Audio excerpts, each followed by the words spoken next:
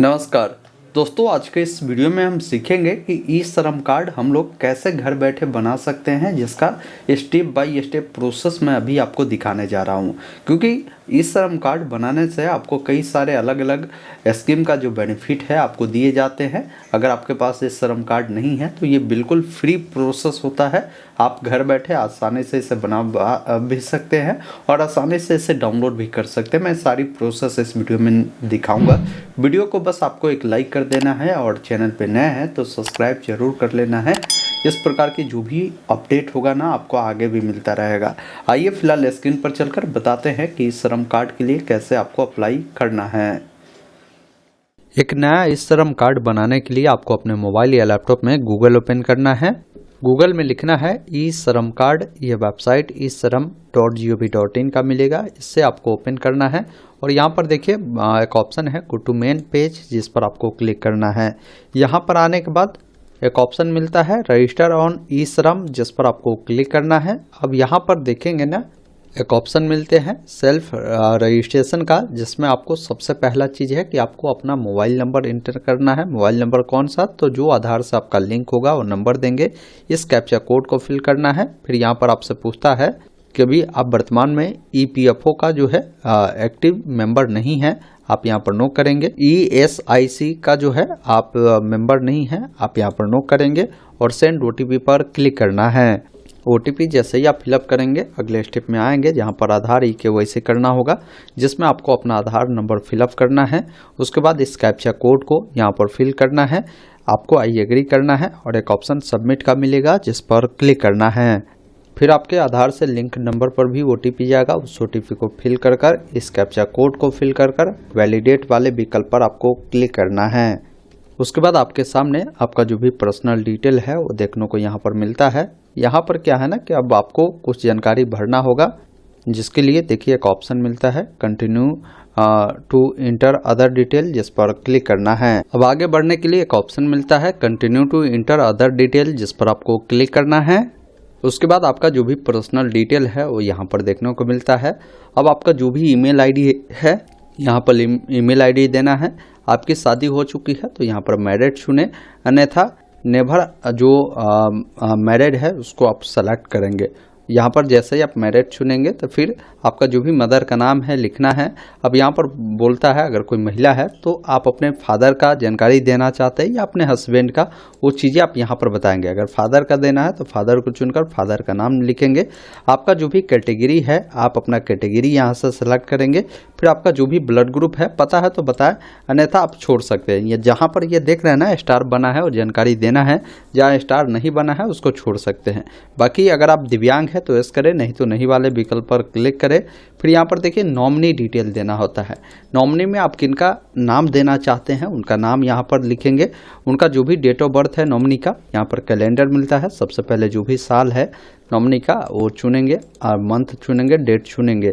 उसका जेंडर क्या है नॉमिनी का, पुरुष है तो मेल और महिला है तो फीमेल सेलेक्ट करेंगे। फिर यहाँ पर देखिए रिलेशनशिप बोल रहा है कि बताने के लिए कि ये जो नॉमिनी है वो कौन है आपका।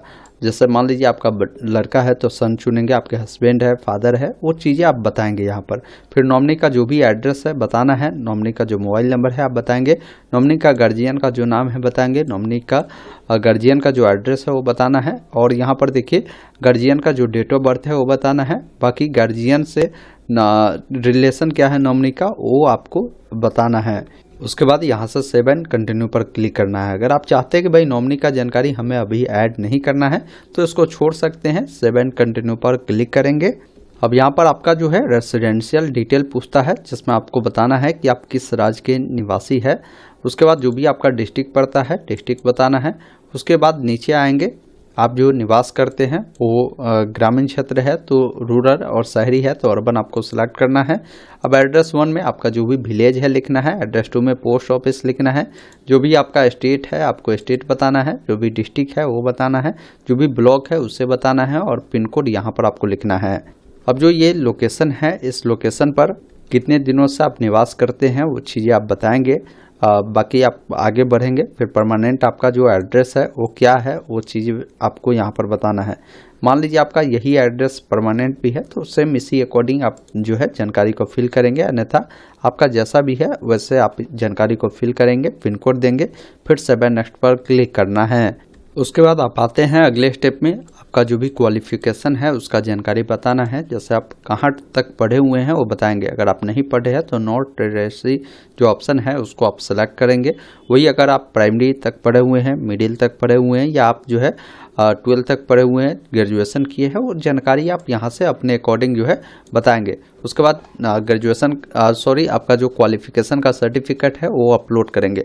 वही कोई अगर मान लीजिए आप चुनते हैं कि भाई मैं जो है ग्रेजुएशन तक पढ़ा हूँ, तो यहाँ पर एजुकेशनल सर्टिफिकेट में आप अपना ग्रेजुएशन का सर्टिफिकेट 1 MB के नीचे में PDF बनाकर अपलोड करेंगे। कई बार PDF बनाने में आपको प्रॉब्लम होता है तो गूगल में आप लिखेंगे कन्वर्ट JPG टू PDF, या वेबसाइट मिलेगा, इसको ओपन करेंगे।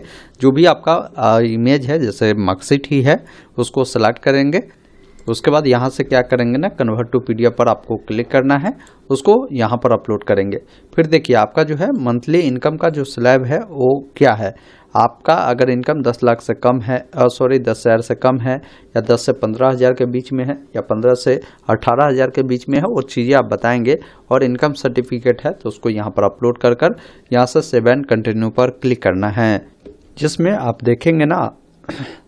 अब अगले स्टेप में आते हैं जहां पर आपको अपना ऑक्यूपेशन और अपने स्किल के बारे में बताना है। बाकी यहाँ पर एक लिस्ट भी आपको दिए गए हैं, जब आप इस पर क्लिक करेंगे तो देखिए काफ़ी सारे अलग अलग सेक्टर का नाम मिलता है।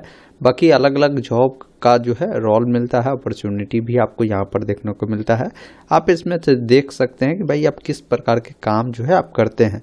यहाँ पर मल्टीपल हर प्रकार के कामों का जो है यहाँ पर आपको नाम मिलता है, उसको आप देख सकते हैं। अब जैसे यहाँ पर जब आप आएंगे ना तो आपसे ये भी पूछता है कि यदि आप जो है उबर, ओला, जोमेटो इन प्रकार के प्लेटफॉर्म पे अगर वर्क करते हैं तो एस करेंगे, और फिर आप बताएंगे किस प्लेटफॉर्म पे आप काम करते हैं। बाकी जो भी आपका प्लेटफॉर्म पे रजिस्टर मोबाइल नंबर है वो जानकारी मिलता है। आपके पास ID कार्ड है तो एस कर सकते हैं, अगर नहीं है आप नो कर दीजिएगा। फिर आपसे पूछता है कि आपका जो प्राइमरी ऑक्यूपेशन है वो क्या है, आप क्या करते हैं, वो चीज़ें आप बताएंगे।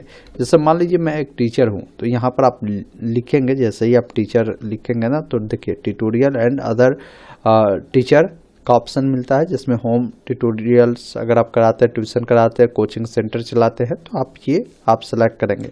वही अगर आप मान लीजिए फार्मर है, यहाँ पर मैं देखता हूँ फार्मर का क्या ऑप्शन है, मैं फार्मर लिखा तो देखिए फार्मर में भी ऑप्शन आया फार्मर, जिसमें अलग अलग कई प्रकार के फार्मर का आपको नाम देखने को मिलता है, आप देख ले। वही अगर आप एग्रीकल्चर काम करते हैं तो लेबर एग्रीकल्चर का भी ऑप्शन है, आप उसको भी चुन सकते हैं। आप जो करते हैं अपने अकॉर्डिंग जो है अपना ऑक्यूपेशन चुनेंगे। इसके बाद यहाँ पर पूछता है कि इस ऑक्यूपेशन में आपके पास जो है कितने सालों का अनुभव है काम करने का, वो चीज़ें आप बताएंगे। ये इसलिए पूछता है कि कई बार क्या है ना कि आप जो काम करते हैं उससे रिलेटेड गवर्नमेंट को कोई भर्ती कहीं पर दिखती है तो ऐसे लोगों को जो इन्फॉर्मेशन है दिया जाता है कि भाई ये लोग को जो है आप जॉब दे सकते हैं, या आपको अलर्ट भी जाता है कई बार। उसके बाद अगर आपके पास एक से अधिक कोई ऑक्यूपेशन है, मतलब कुछ जानते हैं, स्किल करते हैं काम, तो उसके बारे में भी लिख सकते हैं। और सर्टिफिकेट अगर है आपके पास तो उसको अपलोड कर सकते हैं। फिर यहाँ पर आपसे पूछता है कि आपके पास इस स्किल का अगर कोई जो है वोकेशनल ट्रेनिंग अगर आपने लिया है तो आप बता सकते हैं, या टेक्निकल ट्रेनिंग लिया है तो, नहीं तो आपको नीचे वाला ऑप्शन को सिलेक्ट करना है। सब स्किल के बारे में आपसे पूछता है, जिसमें ये जो आपने स्किल चुना है या अगर मान लीजिए आप खुद से सीखा है तो यहाँ पर सेल्फ लर्निंग वाला जो ऑप्शन है उसको आपको सिलेक्ट करना है।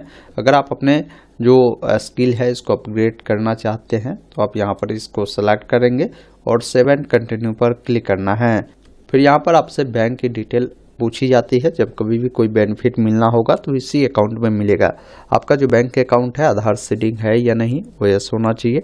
आपका जो भी अकाउंट नंबर है डालेंगे, अकाउंट नंबर को दोबारा डालेंगे, अकाउंट किनके नाम से वो डालेंगे, IFSC कोड डालकर यहाँ से सर्च करेंगे तो बैंक का नाम, ब्रांच का नाम आ जाएगा।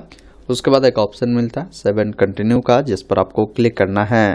फिर आपके सामने फॉर्म का प्रीव्यू सेक्शन आता है। एक बार अपनी तमाम जानकारी देखिए। अगर इसका प्रिंट लेना चाहे तो प्रिंट पर क्लिक करेंगे। सब कुछ अगर आपका सही है तो आपको एग्री करना है। उसके बाद एक ऑप्शन आपको मिलता है, देखिए आपको सबमिट करने का। आप सबमिट करें, कुछ गलत है तो आप एडिट कर सकते हैं। बाकी यहाँ पर आप जो है NCS पोर्टल पर रजिस्टर होना चाहते हैं तो ऐसे करें। इससे फ़ायदा ये होता है कि NCS पोर्टल एक जॉब प्रोवाइडर है, वहाँ पर कोई भी जॉब आती है ना तो आपके स्किल के अकॉर्डिंग वो जॉब का जो अलर्ट है आपके ईमेल पर जाता रहता है। तो मैं कहूँगा कि अप्लाई ज़रूर कर लीजिए, आप पेश कर सबमिट करेंगे।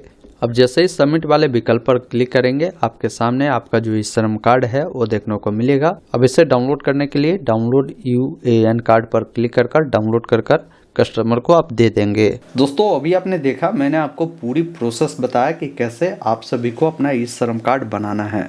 उम्मीद करता हूँ आपने पूरी जानकारी समझा होगा। तो वीडियो को लाइक शेयर जरूर कीजिए। वीडियो देखने के लिए बहुत बहुत धन्यवाद। जय हिंद।